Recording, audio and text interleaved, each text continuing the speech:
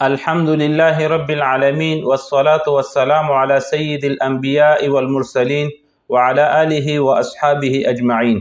السلام علیکم ورحمۃ اللہ وبرکاتہ۔ میں ہوں آپ کا میزبان اور آپ دیکھ رہے ہیں ترجمان الکتاب۔ آج ہم ایک نہایت اہم اور نازک عقیدے پر بات کرنے جا رہے ہیں، یعنی عقیدہ حیات النبی صلی اللہ علیہ وسلم پر امت کا اجماع۔ یہ موضوع طویل بھی ہے اور دقیق بھی، اس لیے اسے کئی حصوں میں پیش کریں گے تاکہ ہر پہلو کو دلائل، اقوال ائمہ اور تاریخی حقائق کے ساتھ سمجھا جا سکے۔ لہٰذا اگر آپ سچی تحقیق اور صحیح عقیدہ جاننا چاہتے ہیں تو اس ویڈیو کو آخر تک ضرور دیکھیے، کیونکہ آگے ہم وہ حقائق بیان کریں گے جو اکثر لوگوں کے علم میں نہیں ہوتے۔ اب آئیے کتاب آپ کے مسائل اور ان کا حل سے اس باب کی پہلی عبارت سنتے ہیں۔ عقیدہ حیات النبی صلی اللہ علیہ وسلم پر اجماع۔ مسئلہ حیات النبی صلی اللہ علیہ وسلم۔ سوال: گزارش ہے کہ چند روز قبل مجھے بینس کالونی کمرشل ایریا کی گول مسجد میں درس قرآن سننے کا اتفاق ہوا۔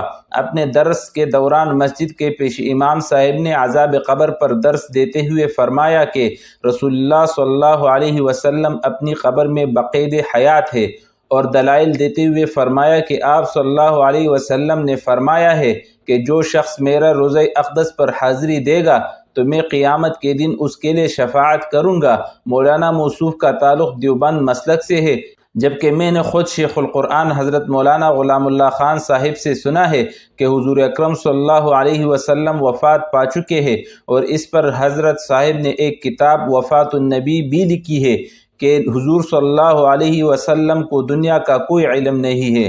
جناب والا سے قرآن و حدیث کی روشنی میں تفصیل معلوم کرنا چاہتا ہوں کہ نمبر 1، کیا حضور صلی اللہ علیہ وسلم اپنی قبر میں زندہ ہے؟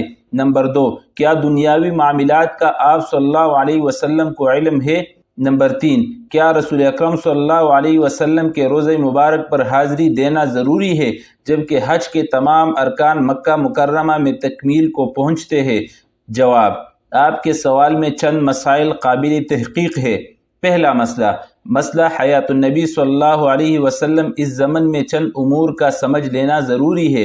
اول، یہ کہ محل نزاع کیا ہے۔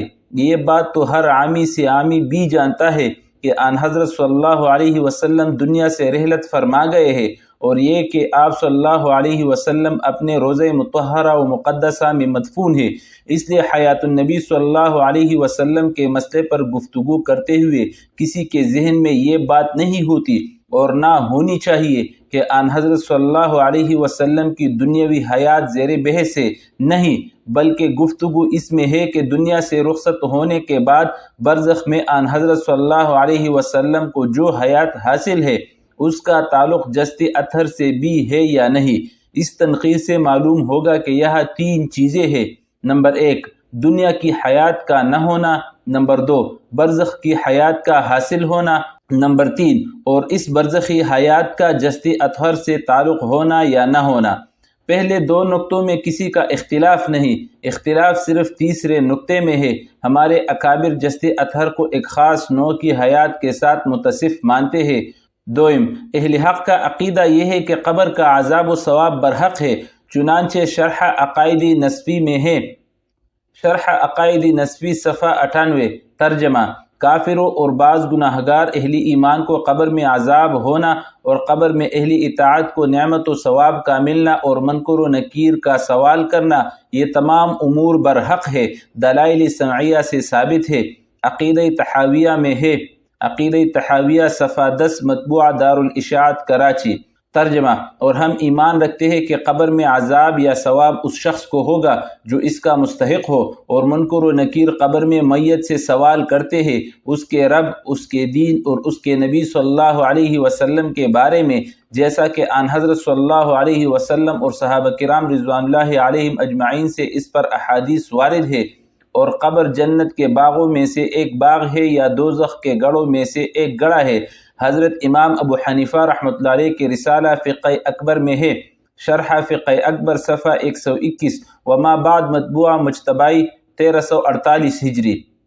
ترجمہ: اور قبر میں منکر و نکیر کا سوال کرنا برحق ہے، اور قبر میں روح کا لوٹایا جانا اور میت کو قبر میں بینچنا اور تمام کافروں کو اور بعض مسلمانوں کو قبر میں عذاب ہونا برحق ہے، ضرور ہوگا۔ قبر کے عذاب پر قرآن کریم کی آیات اور ان حضرت صلی اللہ علیہ وسلم کی احادیث متواترہ وارد ہے، اور سلف صالحین صحابہ و تابعین رضوان اللہ علیہم اجمعین کا اس پر اجماع ہے۔ چنانچہ شرح عقائد میں چند آیات و احادیث کا حوالہ دینے کے بعد لکھا ہے: شرح عقائد صفحہ 100 مطبوعہ مکتبہ خیر کثیر کراچی۔ ترجمہ: حاصل یہ کہ عذاب و ثواب قبر اور بہت سے احوال آخرت میں احادیث متواتر ہے، اگرچہ فردن فردن آحاد ہے۔ شرح عقائد کی شرح نبراس میں ہے، نبراس صفحہ 208 مطبوعہ مکتبہ امدادیہ ملتان۔ ترجمہ: قبر کے عذاب و ثواب اور سوال کی احادیث صحابہ کرام رضوان اللہ علیہم اجمعین کی ایک بڑی جماعت سے مروی ہے، جن میں مندرجہ ذیل حضرات بھی شامل ہے: حضرت عمر، حضرت عثمان، حضرت انس، حضرت برا، حضرت تمیم داری، حضرت صوبان، حضرت جابر، حضرت حذیفہ، حضرت عبادہ، حضرت عبداللہ بن رواحہ، حضرت عبداللہ بن عباس، حضرت عبداللہ بن عمر، حضرت عبداللہ بن مسعود، حضرت عمر بن عاص، حضرت معاذ بن جبل، حضرت ابو امامہ، حضرت ابو درداء، حضرت ابو ہریرہ، حضرت عائشہ رضی اللہ عنہم۔ پھر ان سے اتنی قوموں نے روایت کی ہے جن کی تعداد کا شمار نہیں کیا جا سکتا۔ امام بخاری رحمہ اللہ نے عذاب قبر کے باب میں قرآن کریم کی 3 آیات اور ان حضرت صلی اللہ علیہ وسلم کے 6 احادیث ذکر کی ہے، جو مندرجہ ذیل 5 صحابہ رضی اللہ عنہم سے مروی ہے: حضرت برا بن عازب، حضرت عمر، حضرت عائشہ، حضرت اسماء اور حضرت انس بن مالک رضی اللہ عنہم۔ دیکھیے صحیح بخاری جلد 1 صفحہ 183۔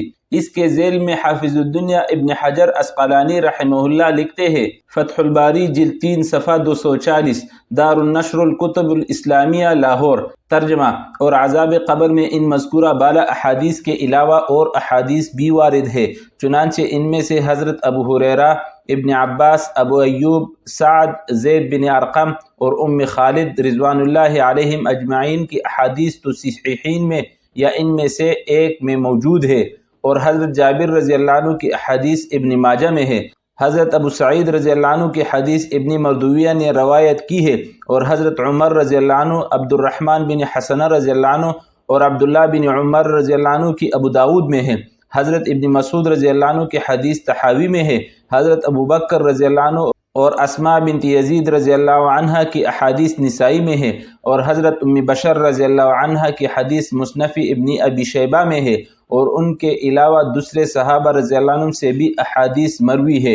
اور مجمع الزوائد جلد 3 صفحہ 57 مطبوعہ دارالکتاب بیروت میں یعلا بن سیابہ رضی اللہ عنہ کی روایت بھی نقل کی ہے۔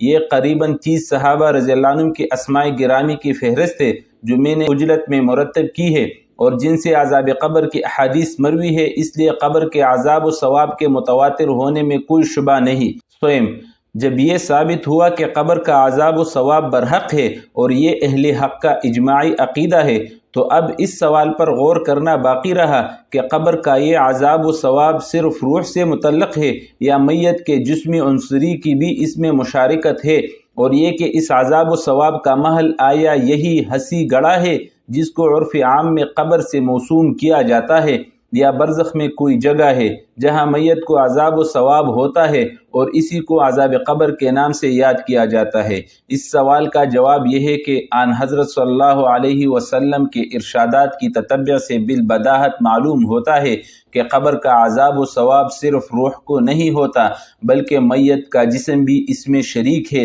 اور یہ کہ عذاب و ثواب کا محل یہی حسی قبر ہے جس میں مردہ کو دفن کیا جاتا ہے، مگر چونکہ یہ عذاب و ثواب دوسرے عالم کی چیز ہے، اس لیے میت پر جو حالات قبر میں گزرتے ہیں زندوں کو ان کا ادراک و شعور عموماً نہیں ہوتا۔ عموماً اس لیے کہا کہ بعض اوقات بعض امور کا انکشاف بھی ہو جاتا ہے، جس طرح نزع کے وقت مرنے والا فرشتوں کو دیکھتا ہے اور دوسرے عالم کا مشاہدہ کرتا ہے، مگر پاس بیٹھنے والوں کو ان معاملات کا ادراک و شعور نہیں ہوتا جو نزع کی حالت میں مرنے والے پر گزرتے ہیں۔ ہمارے اس دعویٰ پر کہ عذاب و ثواب اسی حسی قبر میں ہوتا ہے، اور یہ کہ میت کا بدن بھی عذاب و ثواب سے متاثر ہوتا ہے، احادیث نبویہ سے بہت سے شواہد پیش کیے جا سکتے ہیں۔ مگر چونکہ ان شواہد کا استیعاب نہ تو ممکن ہے اور نہ ضروری ہے، اس لیے چند عنوانات کے تحت ان شواہد کا نمونہ پیش کرتا ہوں۔ نمبر 1، حدیث جرید۔ صحیح بخاری جلد 1 صفحہ 35۔ ترجمہ: حضرت ابن عباس رضی اللہ عنہما سے روایت ہے کہ آن حضرت صلی اللہ علیہ وسلم 2 قبروں کے پاس سے گزرے تو آپ صلی اللہ علیہ وسلم نے 2 آدمیوں کی آواز سنی جن کو قبر میں عذاب ہو رہا تھا۔ آپ صلی اللہ علیہ وسلم نے فرمایا کہ ان دونوں قبر والوں کو عذاب ہو رہا ہے، اور عذاب بھی کسی بڑی چیز پر نہیں ہو رہا کہ جس سے بچنا مشکل ہو۔ ان میں سے ایک تو پیشاب سے نہیں بچتا تھا اور دوسرا چغل خور تھا۔ پھر آپ صلی اللہ علیہ وسلم نے کھجور کی ایک تر شاخ لی اور اس کو بیچ میں سے آدھو آدھ چیرا، انہیں ایک ایک کر کے دونوں قبروں پر گاڑ دیا۔ صحابہ رضی اللہ عنہ نے یہ دیکھ کر پوچھا، یا رسول اللہ، آپ نے ایسا کیوں کیا؟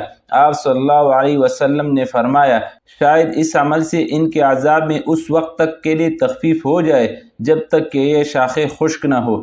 یہ مضمون حضرت ابن عباس رضی اللہ عنہما کے علاوہ مندرجہ ذیل صحابہ کرام رضی اللہ عنہم سے بھی مروی ہے۔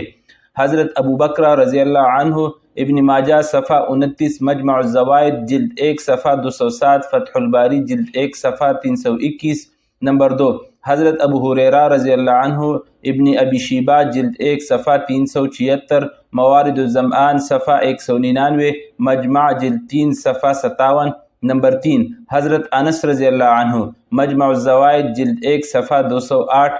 نمبر 4، حضرت جابر رضی اللہ عنہ، افراد دارقطنی، فتح الباری جلد 1 صفحہ 317۔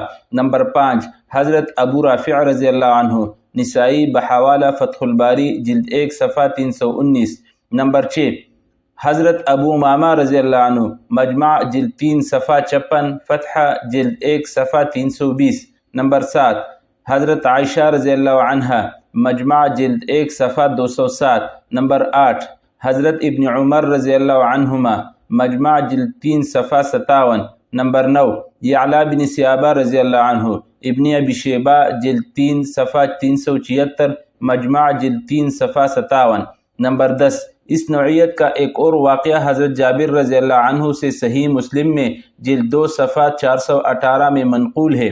نمبر 11، اور اسی نوعیت کا ایک اور واقعہ حضرت ابو ہریرہ رضی اللہ عنہ سے مسند احمد میں بسند صحیح منقول ہے، مجمع الزوائد جلد 2 صفحہ 57۔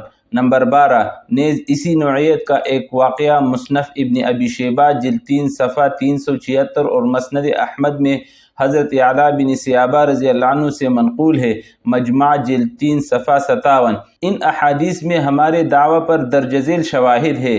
آن حضرت صلی اللہ علیہ وسلم کا ان قبروں کے پاس سے گزرتے ہوئے عذاب قبر کو محسوس فرمانا، اور جن 2 شخصوں کو عذاب قبر ہو رہا تھا ان کی آواز سننا، دونوں قبروں پر شاخ خرما کا گاڑنا، اور دریافت کرنے پر یہ فرمانا کہ شاید ان کے عذاب میں کچھ تخفیف ہو جائے جب تک کہ یہ شاخ خشک نہ ہو۔ اگر یہ گڑھا جس کو قبر کہا جاتا ہے عذاب قبر کا محل نہ ہوتا تو ان شاخوں کو قبروں پر نصب نہ فرمایا جاتا، اور اگر میت کے بدن کو عذاب نہ ہوتا تو آپ صلی اللہ علیہ وسلم ان 2 شخصوں کی آواز نہ سنتے اور نہ قبر کے پاس سے گزرتے ہوئے عذاب قبر کا احساس ہوتا۔ محترم ناظرین کرام، آج کی اس ویڈیو میں یہاں تک، اور اگلی ویڈیو میں انشاءاللہ آن حضرت صلی اللہ علیہ وسلم کا عذاب قبر کو سننا، آن حضرت صلی اللہ علیہ وسلم کے علاوہ دوسروں کے لیے بھی عذاب قبر کا سننا ممکن ہے، ان موضوعات پر بات کریں گے۔ اللہ تعالی ہمیں صحیح عقیدہ سمجھنے اور نبی کریم صلی اللہ علیہ وسلم کی محبت و تعظیم میں سچا ہونے کی توفیق عطا فرمائے۔ اللہم ارنا الحق حقا وارزقنا اتباعہ وارنا الباطل باطلا وارزقنا اجتنابہ۔ پیارے دوستو، آپ کی رائے ہمارے لیے بہت قیمتی ہے کہ آپ سمجھتے ہیں کہ عقیدہ حیات النبی صلی اللہ علیہ وسلم آج کے دور میں امت کے ایمان کی بقا کے لیے ضروری موضوع ہے؟